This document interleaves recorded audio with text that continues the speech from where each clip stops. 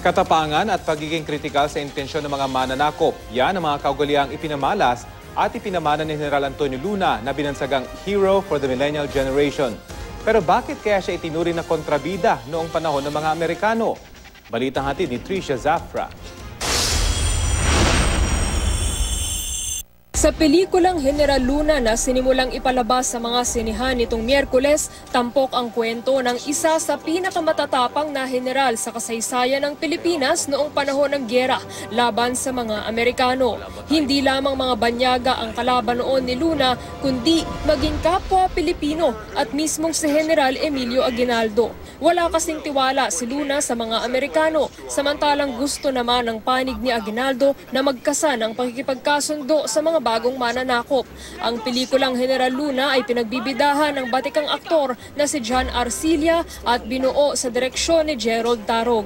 Ayon kay Arcilla, maging siya humanga sa bayani habang pinag-aaralan niya ang karakter na gagampanan. Actually, nakakatawa kasi isipin mo, he's a poet. He's an artist. He's actually a musician. At the same time, he's a sharpshooter. Kaya nga ngayon, binansagang hero for the millennial generation si General Luna. May mahabang track record na ginampanan sa kasaysayan natin. Pahalagahan natin yung mga kababayan natin, yung mga tinuturing natin bayani na nagsusulong ng ating kasalukuyan. At gaya ng karamihan sa mga bayani, ang kanyang katapangan ang nagbunsod ng madugo niyang katapusan. Kontrabida raw kasi ang tingin ng marami kay General Luna. Ito nga raw ang isa sa hindi malilimutang eksena sa pelikula ng mismong bida. The assassination sequences, kasi we did that for 4 days. Yes, yung assassination scene, and we're under the sun. They're pouring you